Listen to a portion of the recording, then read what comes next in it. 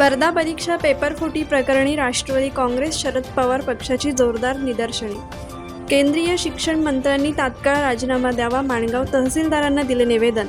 विविध स्पर्धा परीक्षांच्या पेपरफुटी प्रकरणी विद्यार्थ्यांच्या न्याय हक्कासाठी राष्ट्रवादी काँग्रेस शरद पवार पक्षाचे जिल्हाध्यक्ष रवींद्र चव्हाण यांच्या नेतृत्वाखाली आक्रमक भूमिका घेत माणगाव तहसील कार्यालयासमोर जोरदार निदर्शने करीत केंद्रीय शिक्षण मंत्र्यांनी तात्काळ राजीनामा द्यावा अशी मागणी करीत सोमवार दिनांक 20 जुलै 2026 रोजी माणगाव तहसीलदार विपिन लोकरे यांना निवेदन दिले। यावेळी जिल्हाध्यक्ष रवींद्र चव्हाण यांच्या समवेत पक्षाचे ज्येष्ठ नेते सदानंद एलवे, जिल्हा सचिव श्रेयश कांबळे, श्रीवर्धन विधानसभा मतदारसंघाचे अध्यक्ष संताजी पवार, माणगाव तालुका अध्यक्ष राजू रोडेकर, युवक जिल्हाध्यक्ष समाधान म्हात्रे, करण चव्हाण, महाड शहराध्यक्ष पराग वडके, युवा कार्यकर्ते अनिकेत हाटे, महाड शहर उपाध्यक्ष कुर्बान खान आदी पदाधिकारी व कार्यकर्ते उपस्थित होते। यावेळी प्रसार माध्यमांजवळ बोलताना राष्ट्रवादी काँग्रेस शरद पवार पक्षाचे रायगड जिल्हाध्यक्ष रवींद्र चव्हाण म्हणाले की लोकशाहीचा खून होतोय।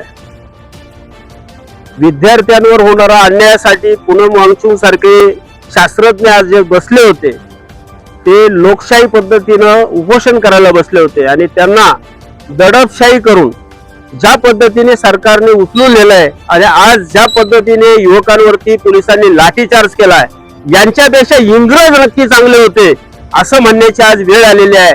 पुन्हा एकदा नव्या आझादीची लढाई ते युवक करताना आपल्याला दिसत आहेत आणि ती गरज आहे, म्हणून म्हणावं वाटतं इन्क्लाब जिंदाबाद, इन्क्लाब जिंदाबाद। आज रोजी असणारा बीजेपीचा सरकार हे विद्यार्थ्यांचे पेपर फोडतंय, मंदिरं फोडतंय, पक्ष फोडतंय, खासदार फोडतंय, आमदार फोडतंय, म्हणून ह्या सरकारला फोडण्याची वेळ आलेली आहे। आणि म्हणून करता राष्ट्रवादी शरदचंद्र पवार पक्षा वतीने आम्ही आज जिल्ह्याभरामध्ये राज्यभरामध्ये या रस्त्यावर उतरून आंदोलन करण्याची भूमिका घेतलेली आहे। जर तुम्ही आज एका शास्त्रज्ञाला उचलून नेत असाल, विद्यार्थ्यांवर लाठीचार्ज करणार असाल, तर आम्ही तो लाठीचार्ज सहन करण्यासाठी पुढे आलेलो आहोत। येणाऱ्या काळामध्ये उत्तर या बीजेपी सरकारला द्यावं लागेल, नाहीतर हे बीजेपीचं सरकार राज्यामध्ये आणि केंद्रामध्ये खाली उतरवल्याशिवाय आम्ही सोडणार नाही, अशी आमची भूमिका आहे। कोकण एक्सप्रेस चॅनलसाठी माणगाव प्रतिनिधी सिद्धी दाखीलकर। कोकण एक्सप्रेस चॅनलला लाईक करा, शेअर करा आणि सबस्क्राईब करा।